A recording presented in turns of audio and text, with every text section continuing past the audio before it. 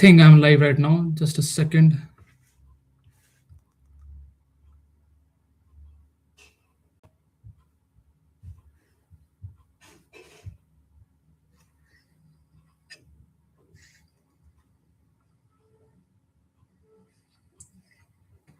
I think I'm live right now. Just a second.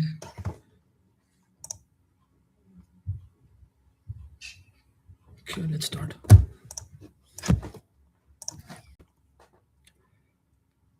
So yeah, hello everyone. Welcome back to the channel. So first thing first, big disclaimer I would like to mention. I think my chat's working fine. So let me just look. Yep, it's working. So a disclaimer: I am not a geopolitical expert. I'm just someone who loves to talk and discuss on geopolitics.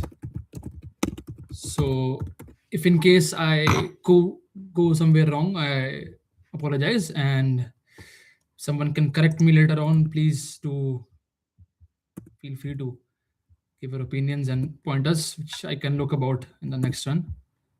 I have uploaded this Google Docs in my description video description link also.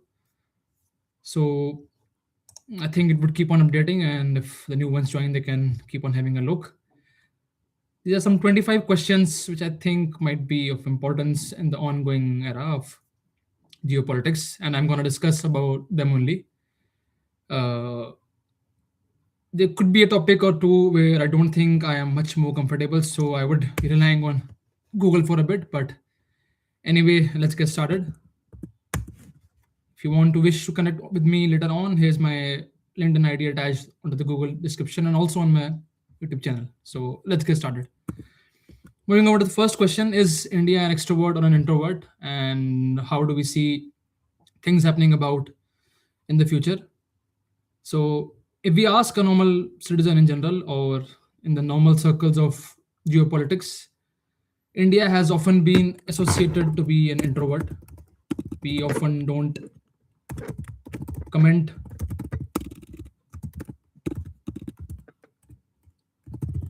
often abstain from meetings in the UN Assembly. There has been the issue of the Israel Gaza issue, the Russia Ukraine issue, and in general also we tend to abstain a lot. So even when it comes to the idea of multilateral organizations such as the RCEP, considering the fact though sometimes the things are not in our favor to join such a groupings, but still overall, yes, we have had an outlook of introvert in general around the globe. But I think that's not what I am here to discuss about.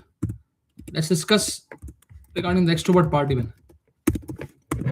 When it comes to the idea of development aids or helping neighborhood, I think India is always the first one which comes to respond. I have Google Maps open here to give a better picture.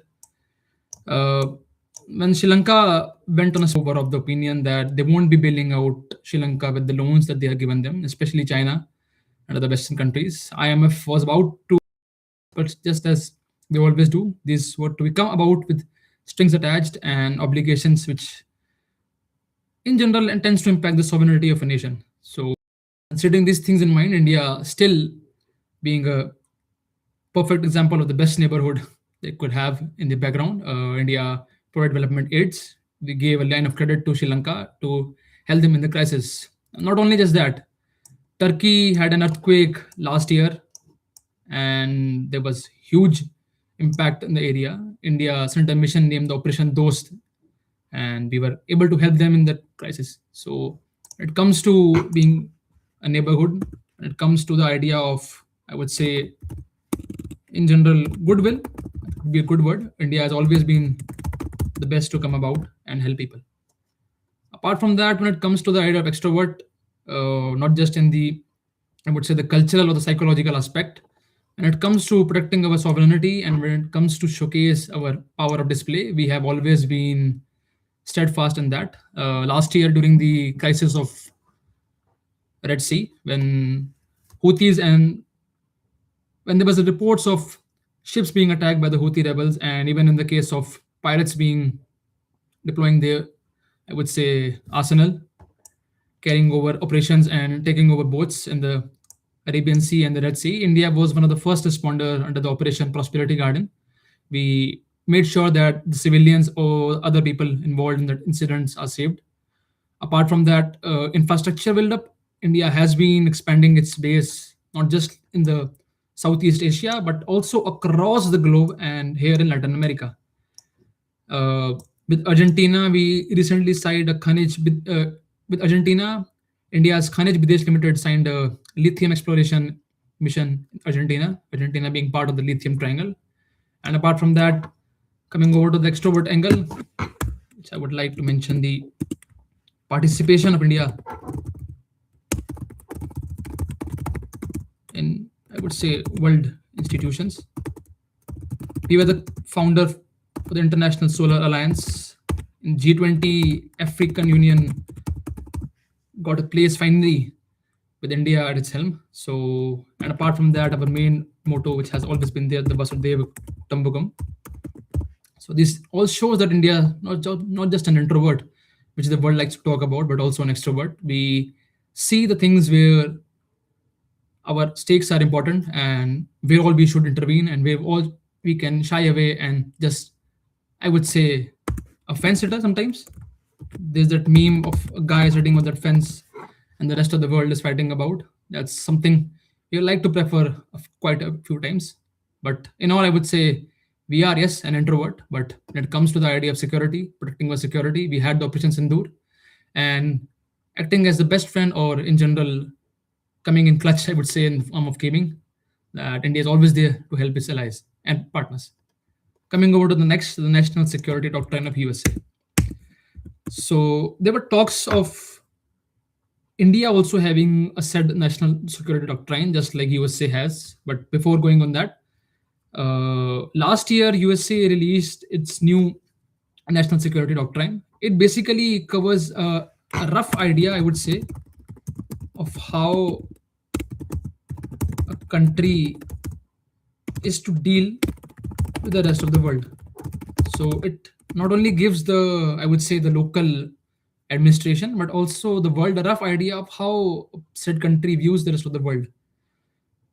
This particular time, the national security doctrine of USA had been in news for a while because of some aspects which were mentioned in there, like Russia was portrayed by USA as a good friend and partner of theirs. Europe was actually presented in a bad light, despite the fact that Pakistan and USA friendship had been cozying up. I would say a dismal representation of Pakistan there. Dismal representation. India was quite again mentioned in the national security doctrine as being a key partner when it comes to the idea of South Asia and acting as a good partner for us.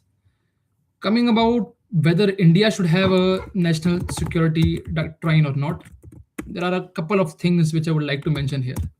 When it comes to India, especially around the foreign relations and the way we see the world, there are pretty much, I would say, distortion amongst the political parties in India. If I have to give a quick example for this, I think best example would be the recent Venezuela crisis. The CPIM of India was the first to comment on Maduro's takeover, while as a whole, the External Affairs Ministry just quoted a simple statement that yes, we are observing how things are gonna take about, and based upon that, we respect the decisions, we respect the sovereignty of Venezuela, and hope things get stable in the longer run. Same, I would think, would come about with the idea of the Congress party. There are differences when it comes to the ideology between Congress and the BJP government. BJP is much towards the right side, the right wing side, whereas the Congress is towards the left side. So that's the one key thing which I feel is a huge difference in regards to India being able to formulate a national security doctrine. When you have multiple, I would say, agents who have multiple, I would say, ideologies and the way they perceive the overall world, it becomes a bit tough to come about on a common consensus when we have to reach for how the world views us or how we view the world. And I think, is it even good to showcase what we are thinking? I remember Mr. Jaishankar once quoted that, who says we don't have a national security doctrine? Maybe we have it, the top leaders have it, they are discussing about this, and we just don't like to showcase that yes, we have a NSD per se. So I think yes, in that sense, maybe India is an introvert, like we talked about earlier on.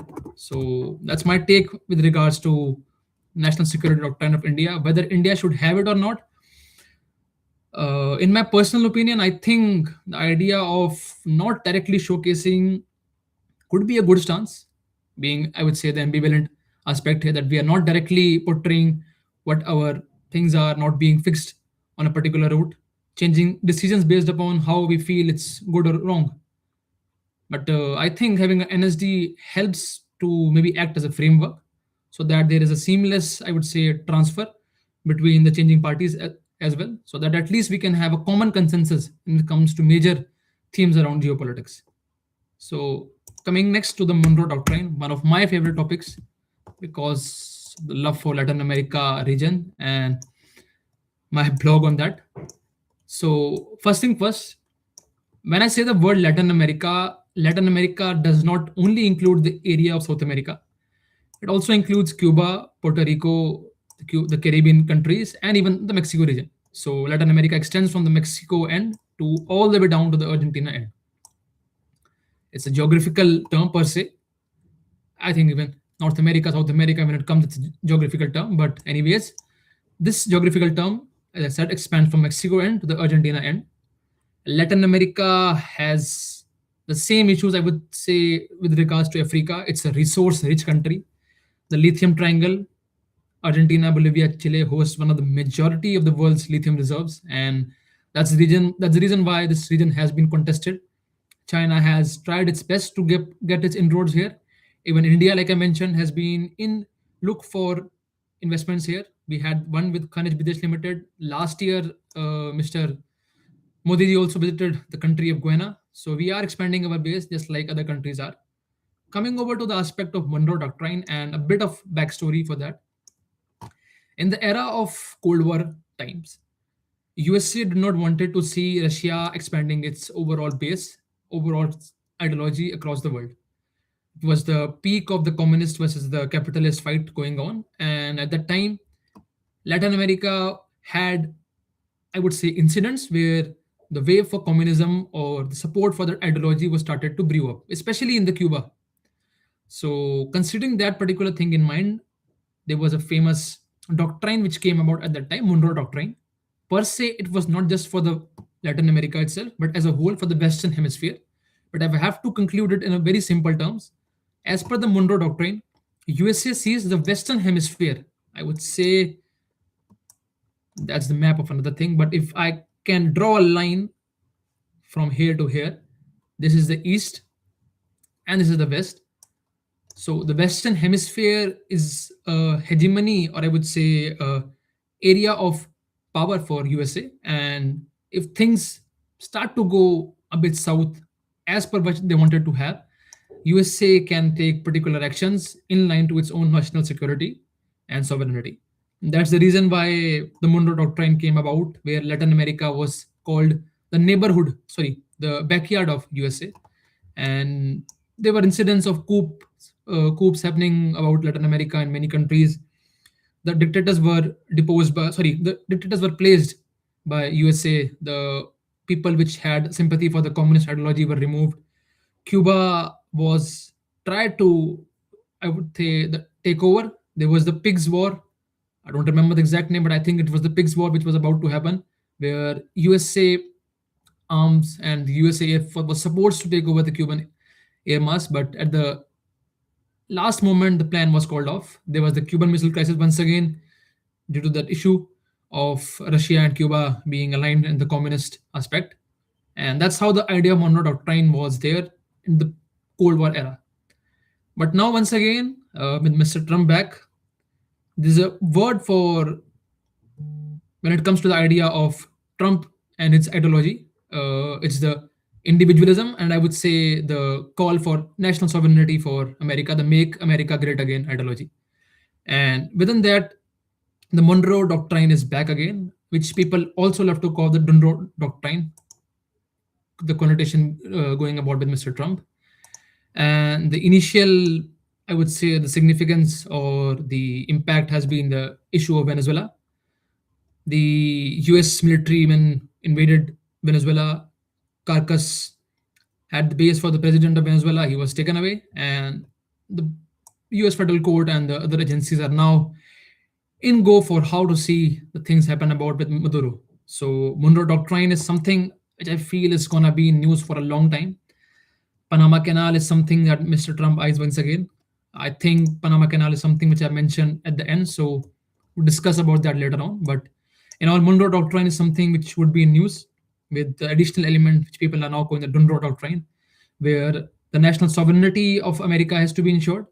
Mr. Trump's idea of seeing the world as not just, I would say, a partnership, but seeing in the lights of a business perspective and doing anything and everything which can be done to safeguard America's, I would say, overall ideology when it comes to bettering their own interests. So it's gonna be in the news for a while, and I hope some consensus, I would say, can come about in the eyes of the Europeans, or even I would say other partners of USA, say the Australia, the Japan, the Five Eyes, which they are proud of, and they can talk a bit and say that this might go and disrupt the overall world, because it has not been always in the best of the favors when USA has invaded a country.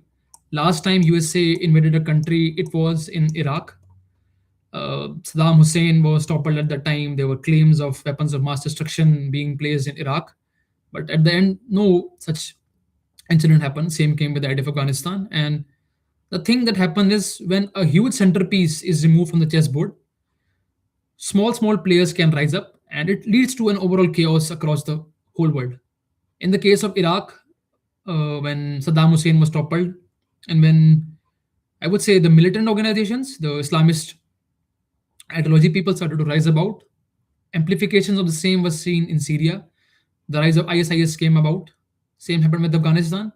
There were expectations that the democratic setup which has been established in Afghanistan would survive after USA has left, but Kabul felt very strong to the hands of Taliban once again, and the democratic setup which used to be placed in Afghanistan is now removed. The issues with regards to the pre-Taliban era in the 1990s is once again back again. And I think the world can take a lesson. The American administration can be more cautious when it comes to their way in which they are impacting other nations also. Because whenever Venezuela falls, the issue in general in Latin America comes about, Colombia is set to also have its impact. The drug lords in Colombia, when they start to once again rise up, they would impact Ecuador. And when Ecuador falls, I don't think it's much left for Latin America, because it's just a domino effect. It's about to begin. So this is something which is going to be in the news for a while. If I have to summarize, I would say here the Western Hemisphere, uh, Latin America as a backyard, security, sovereignty, business, and I would like to add the word domino effect, and lessons from the past. The reason why we read history is not just to be all about the facts and the news in hand, but to see how things can be shaped in the future also. So I think the world can make much sense about what has happened in the past from the lessons of, I would say, Iraq, ISIS, and Afghanistan. And I hope sense prevails in the world. Coming over to the complexity of India-China relations. Just a second.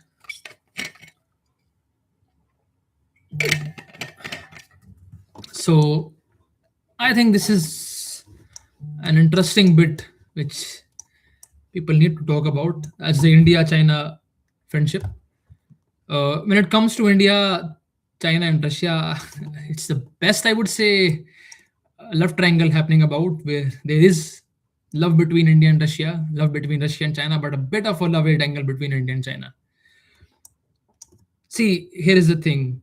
There is a very good saying: you cannot change your neighbors. And despite the fact that we have such a strategic location around the globe, we have the Indian Ocean with us, we have proximity to the rest of the world, and in general, a good civilizational history. But we are unfortunate enough to have neighbors as Pakistan and China, and it causes us pain because of the word. I think many of us would have heard that India, for the most of the time, is boxed in South Asia only, because most of our resources and most of our money and manpower, I would say, is just occupied to check that Pakistan and China are not being an issue for us.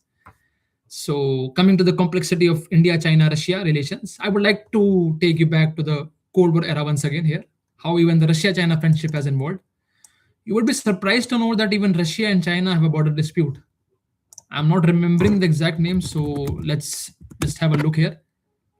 So, there's actually a small area just above China and the bordering of Russia, the Amur River, basically, which is actually something of, I would say, confrontation with that Russia and China had long back ago. The deal, I think, now is that the border dispute has been solved, but still there is an issue. There have been news in the past. China has been infamous when it comes to, I would say, redrawing its maps, and there have been times when they have showcased regions of Russia being part of them. So that's one thing about Russia and China. Another interesting fact which I would like to mention here was when China started as a communist power under Mao Zedong, they were actually a good relationship between China and Russia per se. They like the idea of that they have a same communist ideology link, and apart from that, in general, also the relations around economy and defense were good.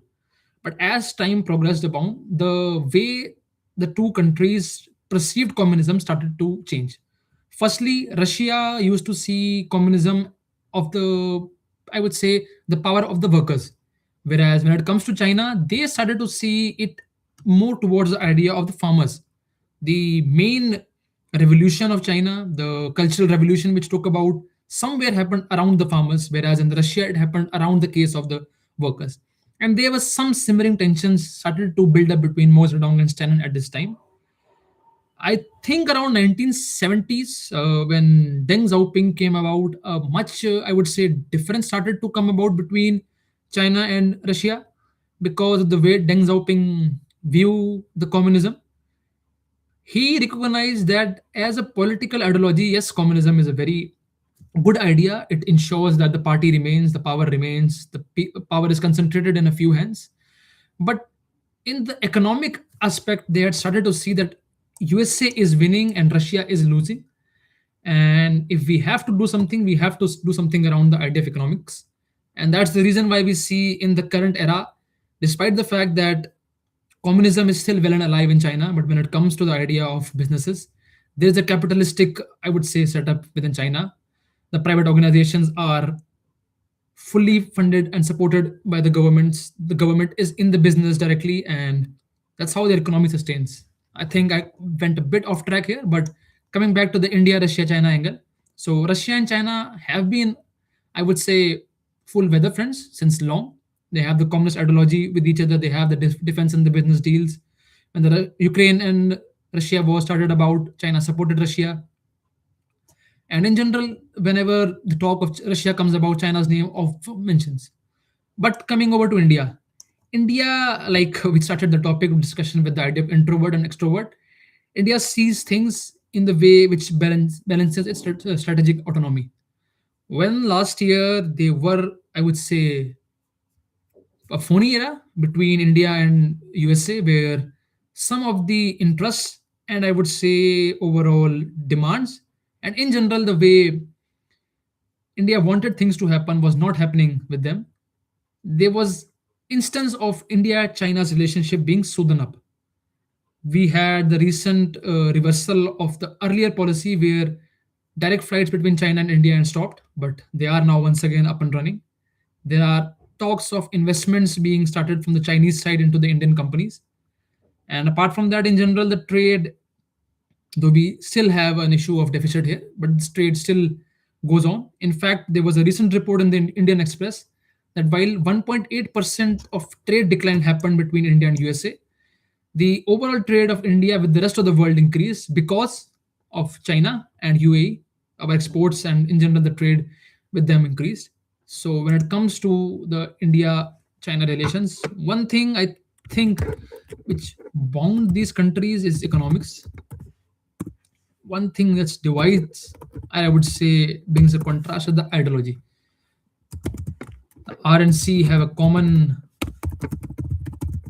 ideology here, whereas India directly reframes from this ideology. When it comes to defense, we have good ties with Russia, but Russia has good ties with China.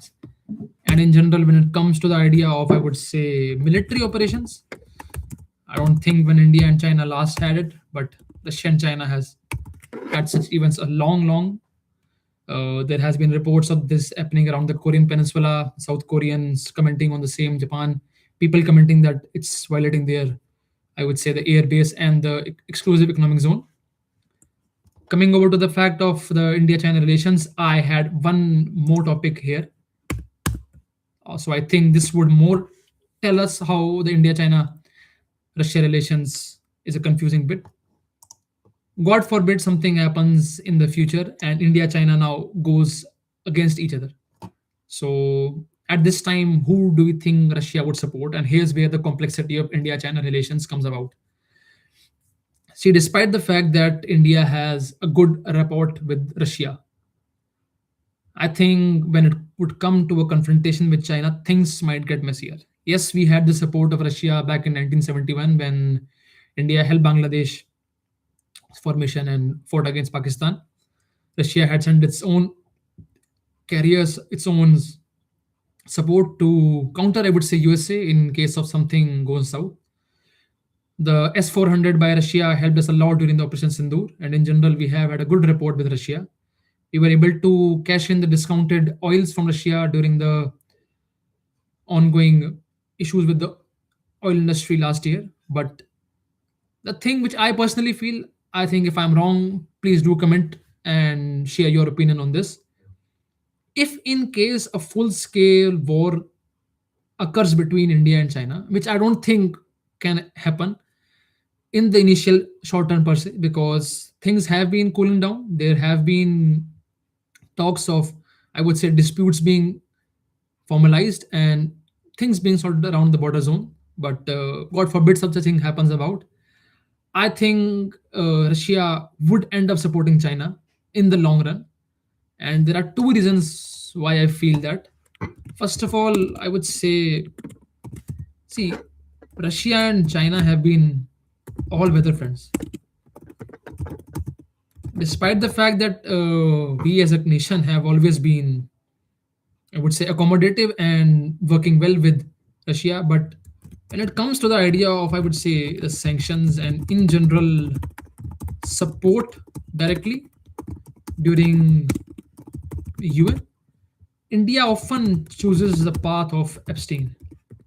And as a perception, you can call it, or a psychological effect for the future, this does leave a impact on the overall, I would say, the friendship and relation.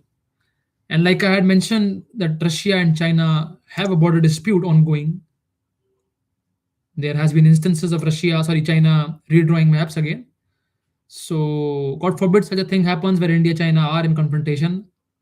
My opinion and my knowledge which I have so far, I think Russia would end up supporting China in the long run. If there is someone who can comment and maybe give some more insights,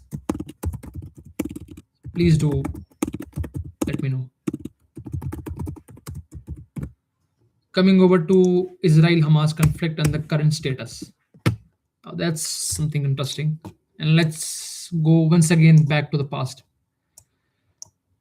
See, if you have to understand Israel issue, you have to go way back, nearly I would say 2000 years back, to the formation of Zoroastrianism as a religion. The area of Jerusalem is not just a confluence of two religions per se, the Israel Palestine issue, but actually it's a confluence of three religions, the three Abrahamic religions: Christianity, Islam, and Judaism. And when such a small location hosts a confluence of three major religions, the Abrahamic religions, in the long run, thing was some things would surely go southwards, and that's what has happened. In the initial run up, when Christianity as a religion started to come about, it was in contrast to the theories, or I would say the principles, which were held by the Jewish community. And they were, I would say, rebellions, not the right word, but ostracization. Yeah, ostracization of the Jewish people. And they were condemned, they were killed, and they were forced to move in Europe and other locations. Then there were the issue with, once again, the Islamic, I would say, growth in the area of Middle East, the West Asia region, and once again we had the incidents of Jews being persecuted. 1900s and around the time of the when World War II was about to settle down, there was started a communication between the Jewish top people and with the rest of the, I would say, the world leaders, that Jewish people need to have a location where they are safe. We had the Holocaust, the infamous Holocaust incident, where many millions of Jewish people were killed by Hitler based upon his perceived notion of a scientific theory, the Aryan race theory. And it was felt that yes, Jewish people have been persecuted a lot by the entire world, and out of respect and out of, I would say, the sake of the humanity and in general the wellness of the people, there must be a location where the Jewish people can now feel safe. And that's when the topic started to bring about that yes, let's build up a nation of Israel in the area around West Asia where their original location used to be there.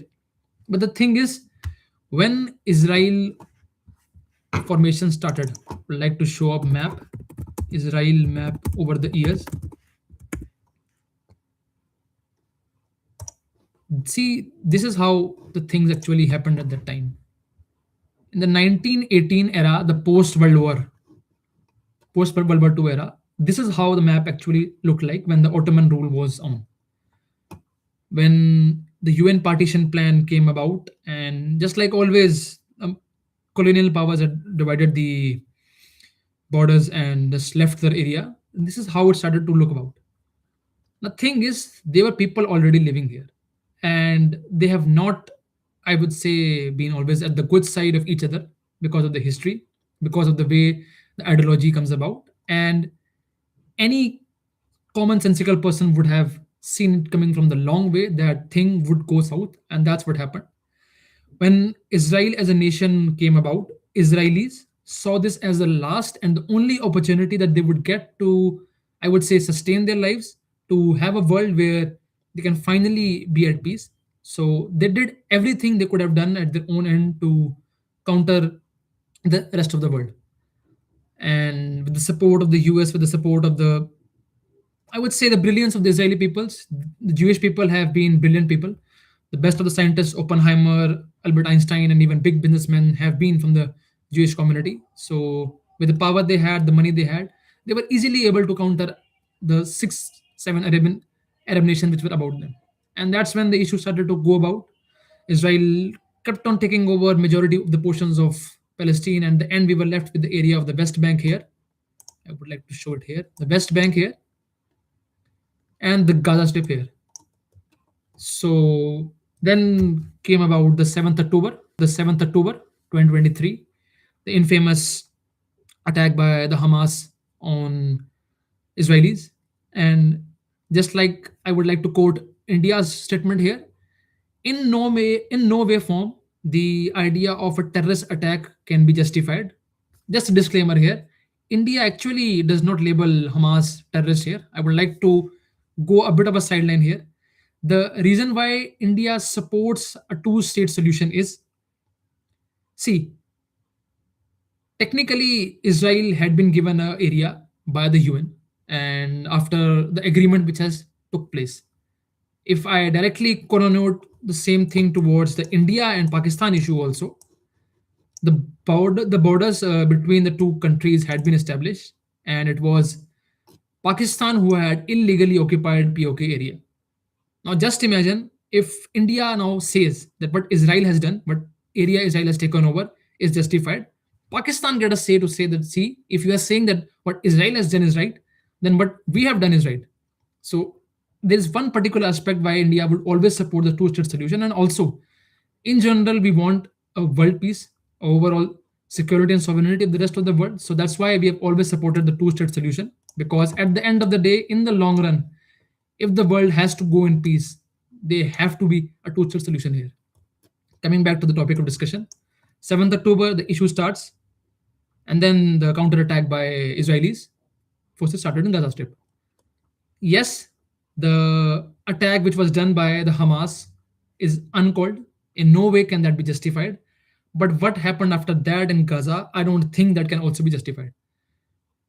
When it comes to the era of war, or when it comes to the era of conflicts, any sane person can very well say that in no way you can justify the killing of kids or the killing of women.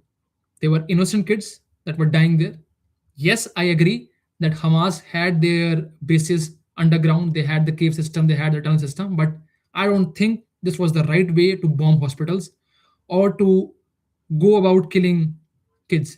And that's the reason why India even said that the thing which is happening now in Gaza is wrong. There had been voices around the world, all eyes on Rafah, and things have been aggravating. Then comes about Mr. Trump and his idea of the 20-point security peace plan. Would like to show another map here. Israel Gaza peace plan map. I hope what I'm looking for can be found here. So this is how the thing is gonna happen under the current peace plan. The initial blue line is the line where the Israeli forces were there. Slowly and slowly, as Israeli hostages are now being given to Israel back from the Hamas side, this particular line would start to go back to the yellow zone, to the red zone, and then finally back to where it used to exist. But for that to happen under the peace plan suggested by Mr. Trump, there are a lot of, I would say, loopholes in this. One of the biggest loophole which I still feel is turning back of dead bodies. The thing with this issue is there were initially claims being given that yes, we have returned the body, but it was actually turned about that the bodies were of someone else. This war has been going about since 2 years, I think. And to find all the dead bodies and to return back, yes, the people want some closure for what has happened, but this has actually turned as a backfire to the peace plan in the initial run up. But as Israelis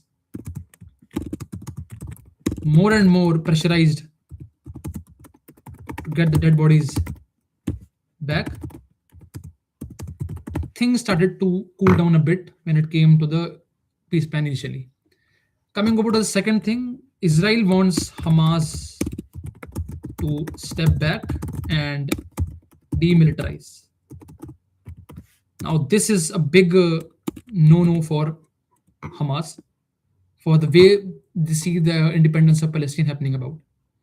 And I think this is something, God forbid, would lead to an issue where the peace plan might not succeed. Because in the past also there has been incident when the peace plan has been established, but some or the other way, some or the other agency, some or the other leader has took some particular action which has overall impacted the overall peace of this region. So this is a particular concern. I don't feel Hamas as of now wants to lay down its arms. It might take a long time for such a thing to happen, but I hope peace can be established. And moving about, which has said the idea of kids, there's an interesting quote which I would like to add here from my favorite anime, the Flamingo speech about war.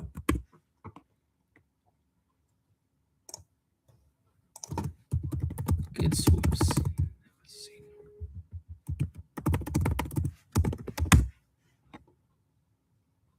So there's a very famous speech from Doflamingo in the One Piece anime.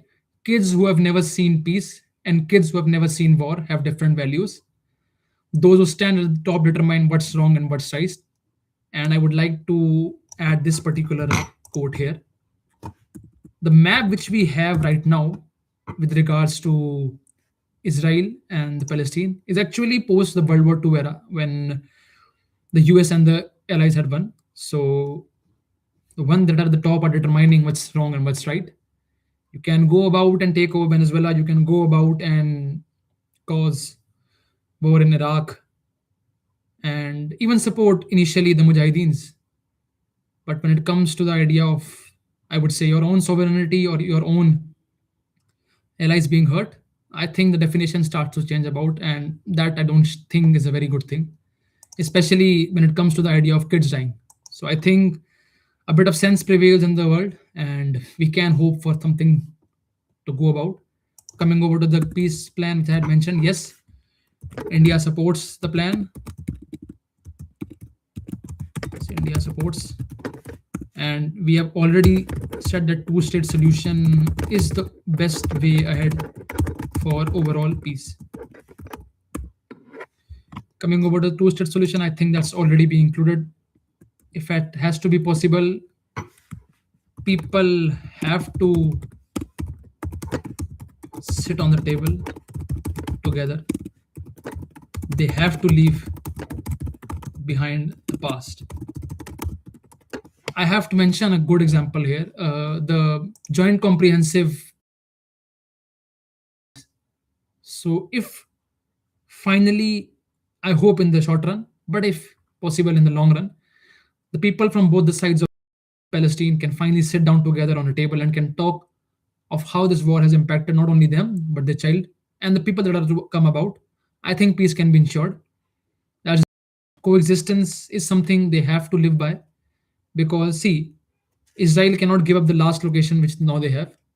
Palestine, they can't house. So if you have to now come about on a particular solution, some compromises have to be played, some solution has to be played out. And I hope sense prevails in the name of your own, I would say, security, but in the name of your kids, a peace can prevail for the world. Coming over to should India focus its shift to maritime borders? Just a second.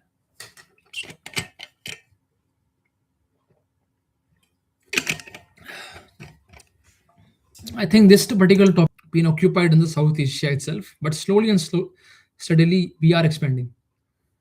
See, the thing is, like I mentioned earlier, we are very unfortunate to have Pakistan and China as our neighbors. And the way the confrontation has happened in the Aksai Chin region, the confrontation in the Arunachal Pradesh area, the issue with the Siliguri corridor, which is called the chicken neck of India, there has been incidents of China going and increasing friendship with Bhutan and the Doklam area, which is located somewhere around the confluence of the two countries, three countries, act as a critical, I would say, choke point for India. And that's causes huge impact for India. We have to divert our resources and more or less the missions which we wanted to expand in the maritime, we could not do it. If a particular country has to become truly a global superpower, their maritime has to be at the best of its help. The reason why British could take over a majority of the portion of the world was because they had the huge reserves, the huge resources, and they were able to dominate the seas. One of the biggest reasons why America is able to nearly control the entire, I would say, the global waters. It can reach anywhere at any time it wants. I don't even know where the submarine would be at particular time. If something happens, say, about the area of China and Taiwan, and a submarine comes about and start to support Taiwan, I would not be shocked at all because they have that capability there. And that's where India had initially lagged, but now slowly and steadily, yes, we have started to focus on the maritime borders. There had been reports of Andaman Nicobar Islands being used as India's crucial, I would say, a checkmate point for the rest of the world. Andaman Nicobar Islands are called the unsinkable aircraft carriers of India because you can't sink a island. And Andaman Nicobar Islands can act as a very, very good strategic point for India to counter China. See, the thing is, here's a Malacca Strait, and here's China. Any and other trade which has to come from this particular region or in general from the rest of the world, it has to go from Malacca Strait or it has to go from all the way around here. So under the cost optimization ideas, the turnaround time and other stuffs of maths and the operations, Strait of Malacca is an optimum route from which China brings its goods and finally they reach to China. Now, if India has a good enough aircraft available on their unsinkable aircraft carrier and they have a good enough navy, China would be screwed a lot. And that's the reason why, whenever the topic of India expanding its navy, India expanding its maritime border, has always been a concern for China. I hope in the future we can expand more and more so that at least we have a deterrence to China that, boss, if you do something against us, we are not going to spare you. We have the potential, we have that, and we can do it. And like I mentioned in the previous couple of, I think, half an hour before, India has been expanding its base in the maritime sea. We have had operations in Arabian Sea, the Operation Prosperity Guardian. We had countered the pirate attacks in the Gulf of Aden. And even not just that, there was a news recently somewhere around the area of this. Polymetallic nodules were actually found in this area. And India had actually started to expand its presence in the polymetallic nodules also. India even had space in Antarctica. So yes, we are expanding our maritime borders. Yes, it's a costly affair. Yes, people can go about and once again say that why do we need to go for defense and beyond when we have our own problems inside the nation with the poverty and the underdevelopment. But if we have to be a truly superpower, maritime is something where we need to expand. And we are working on that. Indian Ocean is our backyard truly. And let's see how these things progress ahead. I'm excited for that also. Yeah, coming to persistent threat and zero trust architecture. So actually, a friend of mine asked this particular question to me, and for a second, I had no clue for that. So I just made a guesswork at that, and he said that yes, we can add like that. So here's something again which I'm gonna do for this. This is my assumption for what it means. If someone can correct me, please do. So, persistent threat and zero trust architecture is what I perceive is the idea of India China relations. See, the thing is, India has a persistent threat against China. We have that in Arunachal Pradesh, we have that in Aksai Chin, the Galwan area, and once again across the border also, especially the Siliguri corridor. And there is where the idea of the persistent threat and zero trust architecture might sound. China has been expanding its shadow villages across the border. Yes, India has been also doing the same, that we have the program named the Vibrant Village Programs, where we are not just cooperating our best to equip the village people, but act as the first line of defense, and those basically villages won't be abandoned. See, the thing is, if around the area of border villagers started to abandon the villages, take it over. So that's the reason why India has the Vibrant Village Program. So if I am not wrong, I think the zero persistent no trust architecture might sound in the way that it connotes that ki Arunachal Pradesh is sorry, China is expanding more and more around the area of border, but maybe India is a bit slow on that.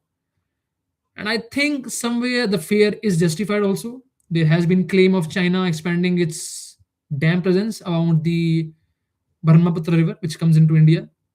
There has been reports of area of Ladakh also, where there have been reports that checkpoints have been violated, the area has been distorted. So I think that's what it refers to, but I might be completely wrong here. I might be completely off. So if someone can do correct, please do correct me. Coming over to Maduro India link, I don't think it's much justified here. Apart from that, CPIM, which I had, sorry, CPIM, which I had mentioned, that CPIM had commented on Venezuela issue. There's another key comedy news if you want to read about that Maduro link with Andhra Pradesh. So there used to be a Baba in India, and he had a particular link with it. I don't know why I have added this here, so I think we can skip that.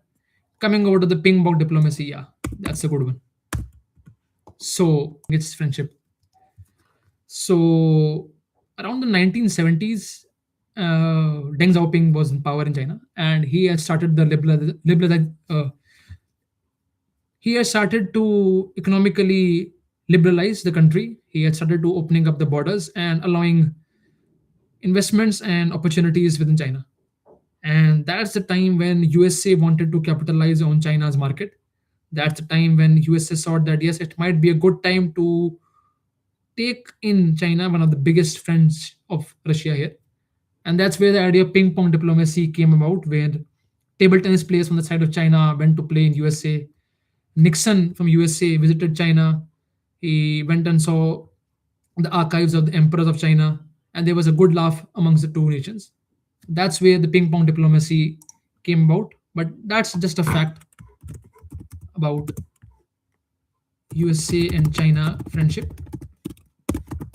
I want to talk how diplomacy can actually help to improve relation between two countries. There is something called a track one diplomacy, a track two diplomacy, and a track three diplomacy. Let me give you a bit of more context here.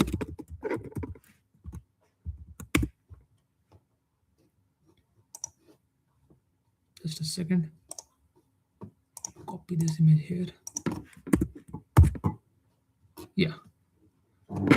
So when it comes to the idea of diplomacy, we can have directly the governments talking with each other. That's the track one diplomacy. The common thing we see, there are numerous reports every day that two world leaders or maybe two of the ministers are seated down and they're talking about things going about. Second could be the idea of NGOs talking with each other. Track two diplomacy, which calls about. Track three could be the businesses, the joint ventures which happen, and track four could be the private citizens. And that's how diplomacy comes about. Why I now wanted to talk about this topic here. Let's take the case of India and Latin America. See, India has been expanding its presence and I would say relations with Latin America in the past.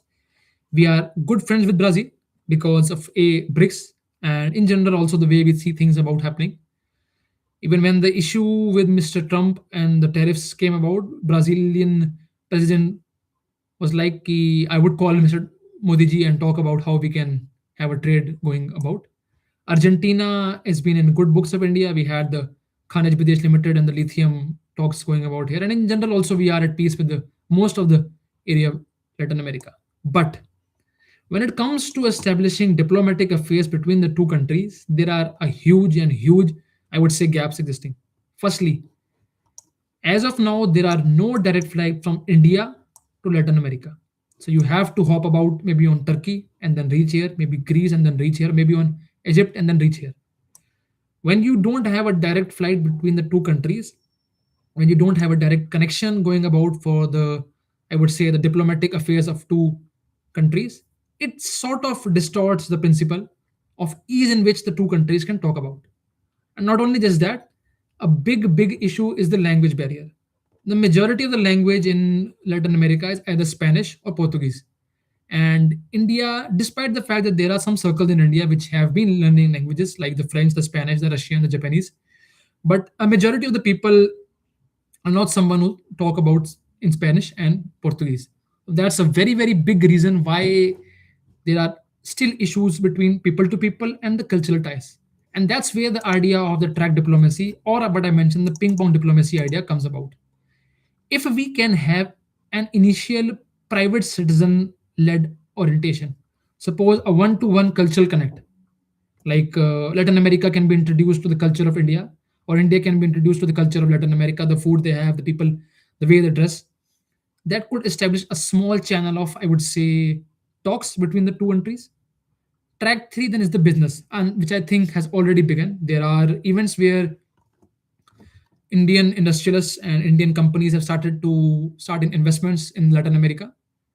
Then comes the track two, which is the NGOs part. We can have, I would say, youth conferences, and they are actually happening. It there was recently, I would say, the last year. Yes, I had a India Latin America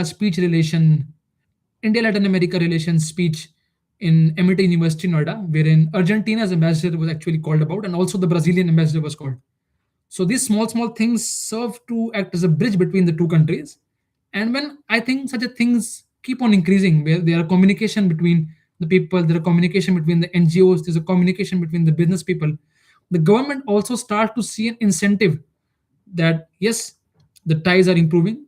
And I think that if we are further able to build on diplomacy and further build on connections between the two countries, it would not only serve the initial setup but also a longer future term.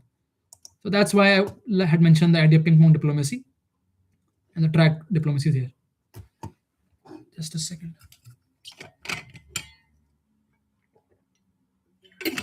Yeah. Coming ahead, international laws being violated in Bangladesh.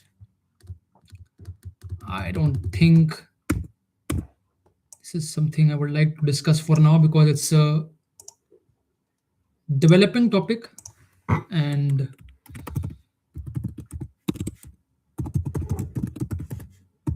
I'm not much confident speaking on this, but I can give a bit of context for in general what's been happening about the news which I have in my hand right now. For the case of Bangladesh, I am a bit surprised what has happened here. See, the thing is, 1971, when Bangladesh came about as a country, I'm sorry for that accent slip, maybe a bit of too much forced English, and my accent of Punjabi is now trying to mix, where I completely misspelled Bangladesh for now. So yeah, became independent. The call for independence of Bangladesh was first of all that Pakistan as a country, the the East Pakistan region here, their language Bangla was not being supported. The official recognition to the Bangla was not being given, and the diplomatic, I would say, the power or the in general development activities were most focused towards the Western Pakistan side, and that's the reason why Bangladesh as a country demand started to came about, and then the war happened, the 1971 war, where India supported Bangladesh. Mujibur Rahman was the one who was the leader involved here, and that's the reason why I said I don't wish to comment on Bangladesh for now, because I am confused on the way things have developed in Bangladesh. There is a very good saying that if you keep on adding fear and fear and fear, it is going to backfire one or the other day. And that's the same thing which happened in the case of Sheikh Hasina's government. There have been reports of, I would say, curbing down the riots, the curbing down of the demands by the people, by the youth, and it ultimately boiled up a lot to the scale that the government got toppled. Same happened in the case of Nepal also. That yes, people were demanding change, people were demanding for things to happen in a much more better way, but the anger boiled up. And the thing is, when the anger boils up, and you cannot actually control at that time, I would say, the overall community. That's the same thing which happened there. Nepal also went for a toss in the government aspect. Bangladesh went for a toss. But what has surprised me in Bangladesh is the way things have been developing. The leader who fought for independence, his posters and statues were broken. I don't wish to comment here on why, because I don't think I know what's happening here. Yes, I agree, youth was angry, but the way this has evolved in a communal angle is surprising to me. Pakistan's and Bangladesh friendship has started to increase, and Bangladesh has been commenting of cutting off India's chicken neck, of the idea of the greater Bangladesh taking over the areas of northeast. I don't know why this particular thing has been happening about. India so far has commented that for the election which has to come about in Bangladesh, we support that a peaceful resolution can come about for the elections and overall harmony can be ensured in that country. I think I would leave the topic for Bangladesh for some future video, but let's see what happens about.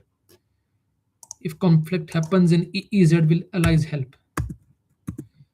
Yeah, okay, that was also a very good question. So yeah, a friend had asked me this question: Ki suppose if a war breaks out in the exclusive economic zone, would India get a support from its allies? But before going about what is an exclusive, so, about the war part, let's just talk about the exclusive economic zone first. So this is what an exclusive economic zone would look like. If I consider this to be the coast of a country, suppose the case of India here, this is the coast. In most easiest, I'm about to say this, that from the coast, 200 nautical miles beyond is the region where it's called the high sea, and within it, this is the area of an exclusive economic zone where a country has its right. It can disallow a particular nation from flying in to their airspace or using its area. It acts as an extended boundary for the country. That's, I think, a simpler way to understand the idea of an exclusive economic zone.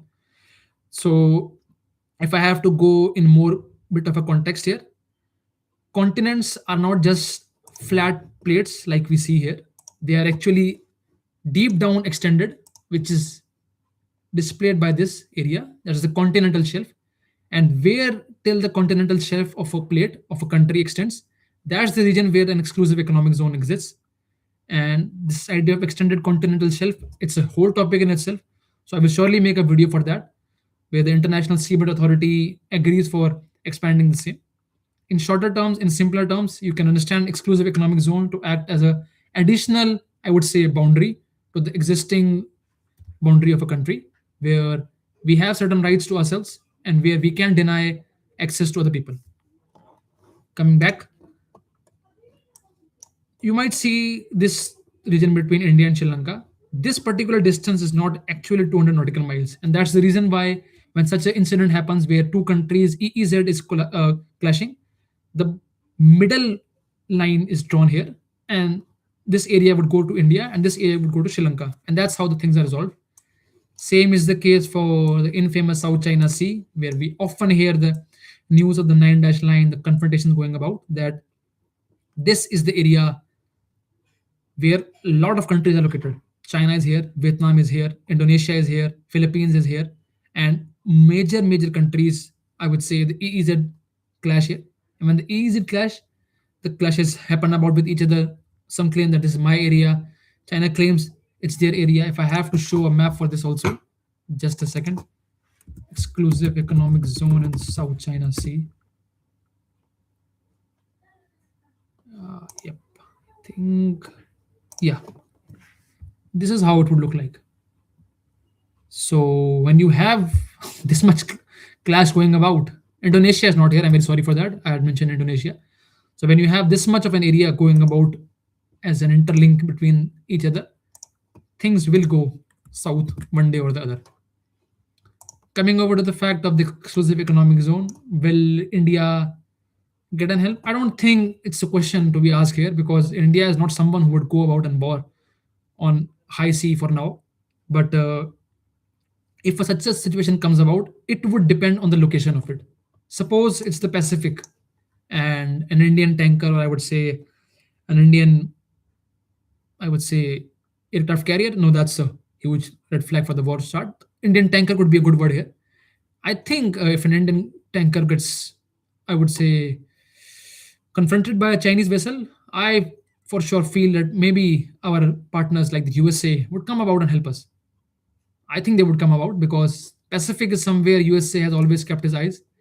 And if China starts to show its dominance, I think USA would come about. I don't think it's the right question. It's a poorly formed question. So yeah, EEZ is something I would like to make a separate video on. I'm sorry for that. It's a bit of a poorly formed question. Separate video. Let's come up next. Why USA is becoming closer to Pakistan? Yep, that's a good one. So coming back to yes, see there was the incident once again the Cold War era. USA had been in good books of Pakistan had been in good books of USA back during the time of Cold War era also, because at the time India was not in a direct support of USA at that time, despite the fact that we were following a policy of the non-allied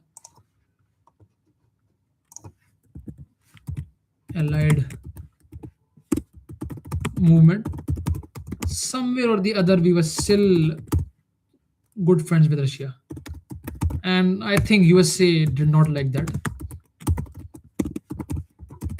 That's the reason why the U-Spark friendship used to exist at that time. Coming back to now it's the era of Mr. Trump here, and like I had mentioned earlier, also, it's absolutely right. See, the thing is, a country operates in the way I would say the top administration likes to view it. When it comes to the idea of, say, China, the China's philosophy hinges on the fact of how Xi Jinping sees the world. Same, if I have to link with the Japan also. Recently, there had been news that the new Prime Minister of Japan was asking for giving a nod ahead for nuclear arsenal and the research on the same, or helping on Taiwan. So, as and when the leaders change, the way things are perceived often change.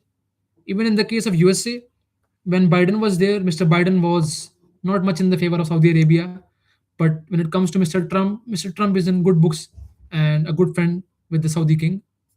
So coming back to Mr. Trump sees the world as a transactional basis and a business idea. And somewhere or the other, it is helping America at the end of the day.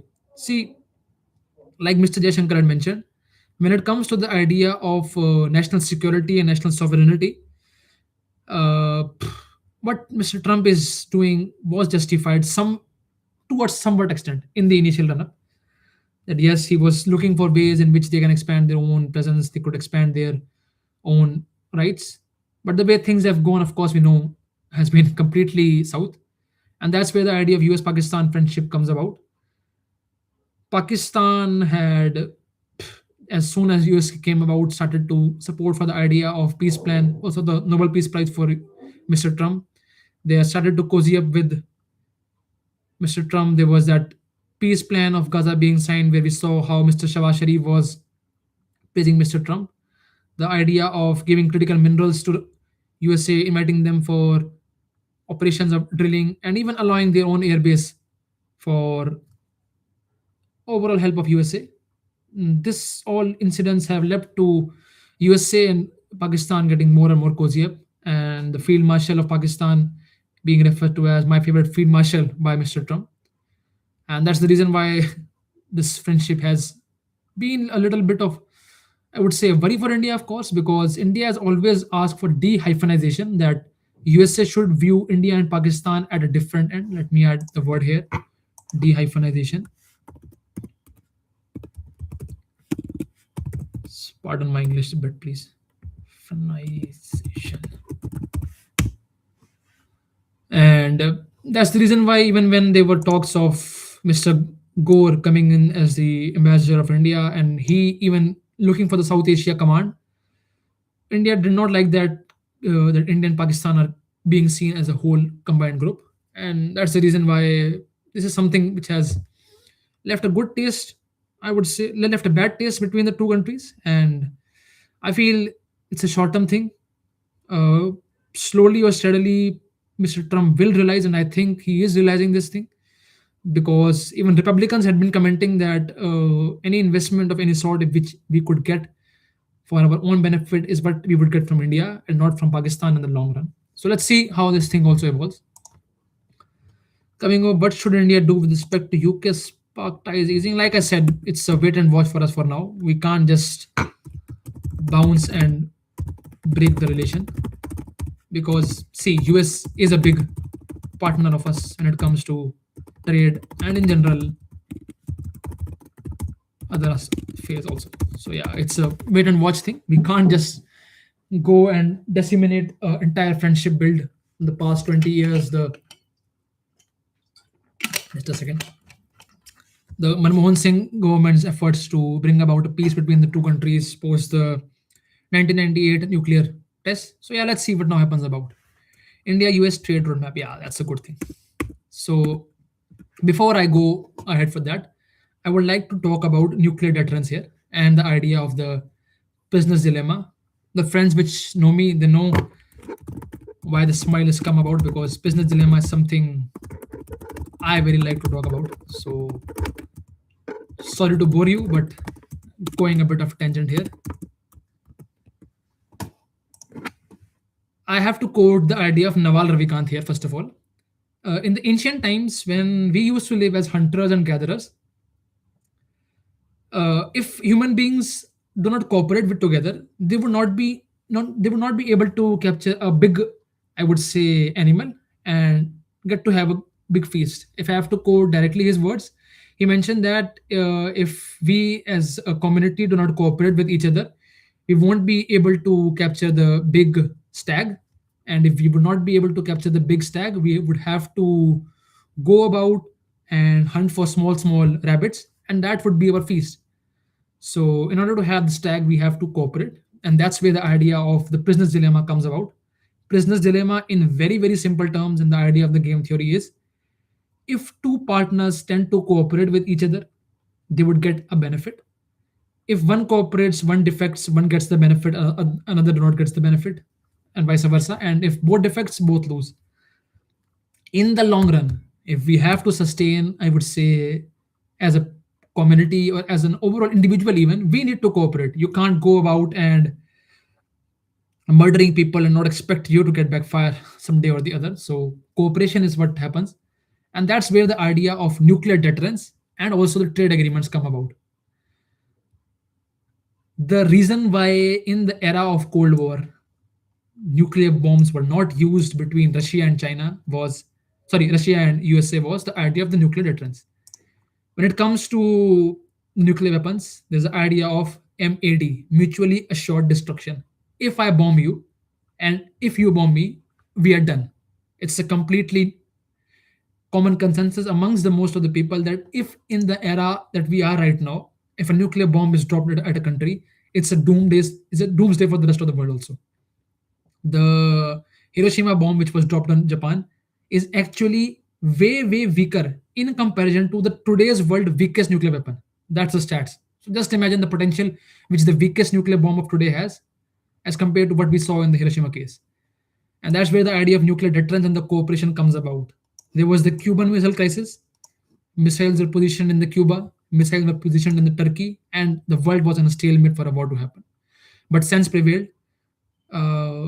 Yes, John F. Kennedy was there at the time of the USA as the president, and Nikita Khrushchev was the president of Russia. At the initial run, the phone channels between the two was completely distorted, but slowly and slowly, with the back channel routes, the cooperation started. The nuclear missiles were lifted from Turkey, the nuclear missiles were lifted from Cuba, and the world took a sigh of relief, and the war never happened. And that's the idea for the nuclear deterrence. And linking this with the idea of the cooperation, I would like to now talk about the free trade agreements. If two countries are cooperating amongst each other, there is very low incentive for a war to happen between them. I personally feel the biggest reason why India and China will never ever have a war. I am being very optimistic here because I like to be optimistic. So, is just the reason of trade. India and China get benefit from each other. It's a very simple thing. China gets benefit whether it wants to acknowledge this fact or not. China gets benefit by trading with India, and India, despite the fact having a trade deficit, India still does trade with China, and that's the reason why peace is established. And if our dear Pakistanis have to have a friendship with India in the long run, boss, you have to cooperate with us. You have to start a trade channel. Until and unless trade channel or the Kartarpur corridor, things like that start to go about, there can't be a peace in the overall world. And that's where the idea of cooperation comes about. Coming back to the US and India deal now here, trade is the best route for the peace in general for the overall world, because the more and more you trade with each other, the lesser and lesser you have an incentive to go against each other. And coming to the US India trade agreements, it's been on a stalemate for many particular reasons. India's biggest concern is the India's farming community, and I very much agree with the stance our current government and even other political parties have also held on this, that no way in the world we are gonna compromise our farmers. Farmers are the backbone of India's growth. If you can't have wheat, if you can't have food, you won't be able to survive. So we have huge respect for the farmers of our India, and that's the reason why any deal which would go against our farmers, India will never accept that. And that's the reason why, despite the all of pressure by the Trump side from on India on the farming aspect, the bringing in of GM crops, the bringing in of poultry, the dairy farming products, India has always said, "Boss, we will not do a trade with you if our issues around the idea of agriculture would not be solved." And that's the reason why it's on stalemate. But I feel sooner or later things would get sorted down, because I don't think it's a wise decision for anyone for to have a diplomacy where a 50% tariff is going about. It just adds on to an animosity, and we are seeing that animosity being added up. And also, India has been expanding its trade base now with other world. I just mentioned in the starting that 1.8% of a decline happened between India and USA, but an overall 1.8% jump happened with the rest of the world, because our trade with China and UAE increased. So sooner or later we would find some channels, but see, you can't abandon USA ultimately, because USA is a huge economy, and USA also know that India is a huge economy, and sooner or later sense will prevail. And we are in talks for the US trade to be happen. Sergio Gore is in India, so let's see what happens. And I think and I hope for things to go about better. Coming over is USA losing its tag for superpower and the idea of growing China. And I think we can also include the, can India become a superpower here? Just a second.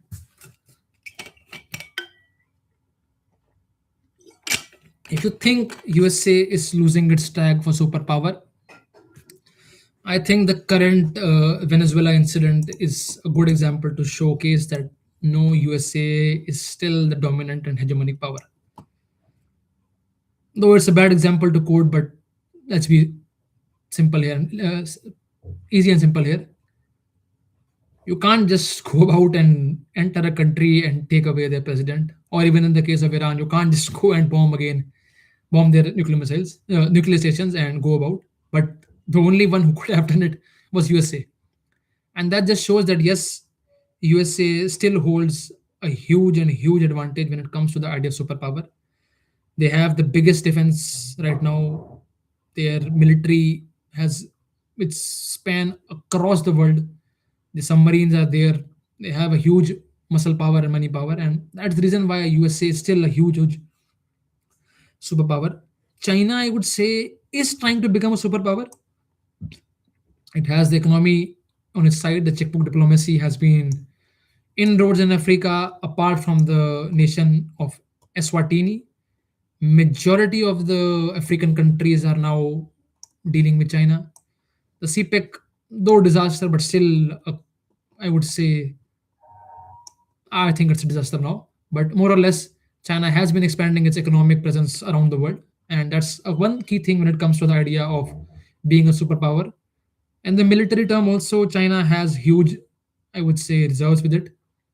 The infrastructure of military is a lot bigger, and yeah, in that aspect, China could be a big hindrance to USA as a superpower, and that's the issue we have seen in the past. USA has quoted that China's presence in Africa, in Latin America, or currently in the Greenland. I would discuss Greenland in long at a much longer detail in a couple of minutes. That's the reason why yes, USA sees China as a threat. And coming to the idea of India, here is something which I'd like to quote from the recent article on India-Germany relations. The rise of USA as a pole, sorry, the established existence of USA as a pole and the rise of China as a pole. India can serve as a bridge which connects Europe with the rest of the world, and we can have what we like to call the multipolar world here. See, the thing is, the last time the world was divided into two factions, the Cold War era did not serve anyone or anyone a purpose. Vietnam got divided. There was war going about. The Korean War came about. Cambodia got decimated by attacks on the attacks that had been happening in Vietnam. There was a drug crisis in Latin America. Africa became a home ground for proxy wars. So whenever two big countries come about and they start to clash, proxy wars increase. Even we saw this case with Thailand and Cambodia. Thailand is a good partner of the USA. Cambodia is a good partner of China. It was a kind of proxy war going about. So for the overall peace of the world, I don't think existence of two poles is something which the world wants. And here's where I think India serves a good purpose. The mission of ours to be the voice of global South and the vision of Vasudev Kutumbakam. The way we see global South and the way China sees the global South is completely different. China sees it from the angle of, I would say, military dominance and taking revenge, whereas India sees it in the idea of cooperation and bringing in people together. African Union being brought about in G20 was such an example. India expanding its presence in Latin America, even engaging with Maldives, which was completely against India in the initial run up after Muizo came along. But still, we have always cooperated with the rest of the world. And that's the sense where I feel India acts as a bridge, which can lead to the presence of a multipolarity world. We have the International Solar Alliance. The IMEC is a cornerstone, a revolution which can help to stay India as a centerpiece in the world, the India Middle East Economic Corridor. Coming over, can India become a superpower? 100% India can become a superpower if some particular things are kept in mind. The promises of investments, the promises of economy, and the promises of an overall growth are something which India would need to work on. The bureaucratic standstills which we have often seen when it comes to infrastructure investments is a huge hurdle. The India Myanmar Thailand trilateral highway is yet to be finalized well. There are the issues with Bangladesh. Akhuda railway link, I don't think would work for now because of the issue of Bangladesh. But yeah, I feel in the long run I'm optimistic when it comes to India because a India has the size to become a superpower. We are a 1.4 billion people here. We have great minds who have the best of the skills. We are growing in the pace of economy. We recently had the National Startup Day of India, where we showcase how we are growing as a whole in economy and in general. We are the pioneers when it comes to tech.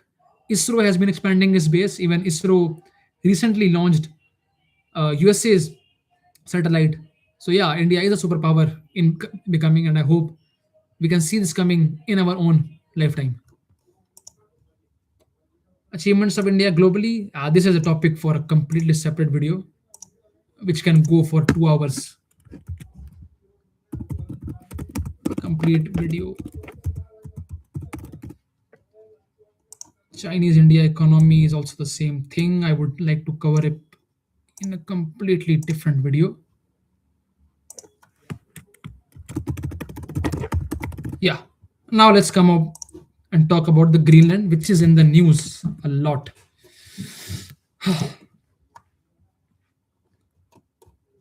Everyone, second.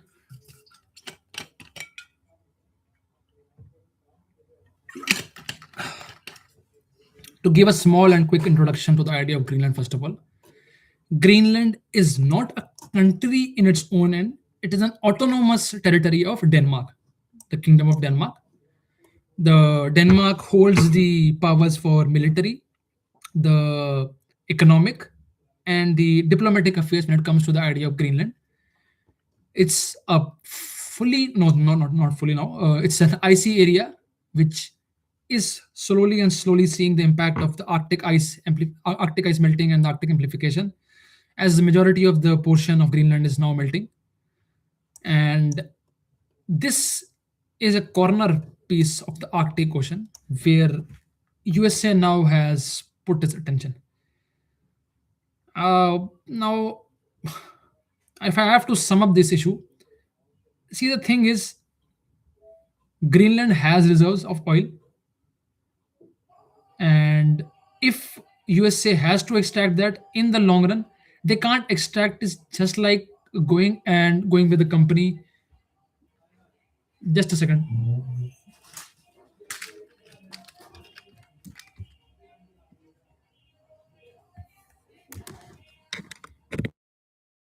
There was a background noise happening. Let me just confirm. Just confirm. Hello, hello. Just confirm. Hello, hello. Yeah. So moving on ahead. So Greenland has oil reserves. It is expected to be a great source for mineral exploration, but per se, any country cannot just come about in Greenland and start to drill here, because to go and start an economic activity in Greenland, the permission of Denmark would be needed, and there is a law particular in Denmark which won't allow for oil exploration and mineral extraction to happen here. Denmark, being part of Europe and being, I would say, center, not centerpiece would not be a good word. I would say a good proponent for the idea of the green laws and the green world. They would not allow oil and drilling to happen here. And if USA is now able to take over Greenland, it would allow them to do whatever they want to do here. And USA sees China and Russia's expanding presence in Arctic Sea as a threat to their own sovereignty. And that's the biggest reason why USA wants to start and establish Greenland as its own territory. It's an interesting fact which I would like to mention here, that there is a air base which USA has in Greenland, the Thule air base. The thing with the Greenland was, at the time of the Cold War era, when the things were at peak, USA had its radars established in the Greenland area, and those radars used to keep a look for the missiles which would come about from maybe Russia, if in case of a war starts about. And that's the strategic presence which Greenland serves for USA. Coming about that Article 5 issue, which everyone has been hearing about. See, there have been incidents in the past where also USA has not been, I would say, in the yes of the rest of the world too, the rest of the Europe. When Iraq was invaded by USA, majority of the European nations did not agreed with that. There was the Suez Canal crisis also issue of USA with England and France. There has been incidents of Turkey and Greece going up against each other for Cyprus in the past. So yes, there have been incidents when the countries of NATO have been conflicting against each other. But this time it's a bit of a more of a high stake event. Greenland is not just a normal island; it's an autonomous part of Denmark. To go and claim a part of a country which is an integral part of the NATO, I think it would be a huge blow to the NATO if such a thing comes about. And once again, this is an ongoing issue. I expect sanity to prevail at both the ends, and this does not go about and fractures the peace of the world. But this just shows that it's a completely different era now. Age old friendships are not yet standing as the way they were standing in the past. And if something is gonna serve the purpose for the overall better good, countries are gonna take action about that. And the action of Greenland and the Venezuela shows that. And that's the reason where I would like to mention here that you can't see things just in black and white hands. When Venezuela was taken over by USA, many people from the European side were happy, were cheering about. But when the claims for Greenland has started to rise about, the voices have reversed. So you can't look one way for Venezuela, and you can't look for one way for Greenland. If you are rationalizing or you are talking about things, I think world would be served better when people are thinking in a similar line. So that's my take for the Greenland, and it's a ongoing issue. I have another video already done on Greenland, so do give a watch for that. Future with respect to Latin America and issue of drugs, I had touched upon this topic earlier also, and I think I can make another separate video for that. Coming up next ahead, the Panama issue. Yeah, this is also an interesting one now. So Panama issue can be directly linked to the Monroe Doctrine one. And here is an interesting fact which I got to know regarding the Panama. And I think this makes sense not just from the angle of economics and the angle of, I would say, defense. Just let me give you a quick view for that. I had mentioned that Greenland has presence of UK's airbase, where UK has position, sorry, USA airbase, where USA had positioned its radar to have a check for Russia's inbounding missiles. Now here is the thing which I would like to show by a image. Just a second. It's something called a fractional bombardment system. Yeah, this image would serve a good purpose. If I link, I think the image is not clear. Just a second. This one. Yeah. If I suppose this to be Russia and if I suppose this to be USA, the normal missile that we have, the ballistic missiles, the continental missiles, and the other cruise missile that we have, if those are launched from the side of the Russia and from the side of maybe the USA, if this is USA, this is Russia, and here we have Greenland, the radars can capture the coming ballistic missiles. But what if something happens and a missile comes from here? What do you have here? You don't have anything here. And that's where the idea of the fractional bombardment system in Panama Canal comes about. This is my understanding based upon a topic which I had learned in my UPSC preparation. So I might be wrong. And if I am wrong, please do comment that there's something else also going about here. So China had actually developed a system called the fractional bombardment system. Under the fractional bombardment system, they can send in a missile in the orbit. The orbit can revolve, so the missile can revolve in the orbit, and at a particular time, at the convenience of them, they can deorbit the missile and can send them right Panama towards the USA side. Suppose China launched it from here, it keeps on rotating, and then one particular day, from the side of southern hemisphere, a missile can come and reach USA. Now, all the radars which USA had was stationed here in the Greenland, which are pointing upwards. There are very few which are pointing to the downwards because you had the fear of Russia due to that concept of the ballistic missiles. But now with the idea of a fractional bombardment system where there are fear that a missile can come from even the space, I think Panama could serve as a good purpose for that. I don't know if this is the direct reason for why Panama is being taken in by the Trump administration and in general by the USA, but this is a reason which I feel is good enough to mention here. Apart from that, the biggest reason is that China had been making inroads in Panama on the ambit of expanding its Belt and Road Initiative. And like I said, under the Monroe Doctrine, USA does not like someone playing in its neighborhood, in its backyard. And that's where they are now pressing against the claims of China and trying their best if in the future they can take over Panama. So yeah, this is another issue which is in the news to build up. And God save the world if a new issue comes about. So yeah, I think in my YouTube channel itself, you can follow me on my LinkedIn also. And if you have any comments, do mention about. Once again, I am not a geopolitical expert. I am just someone who loves to talk about geopolitics with myself and with my friends. People say that I like to talk a lot about geopolitics and they enjoy when I talk about the same. So that's the reason why I had made this channel of YouTube.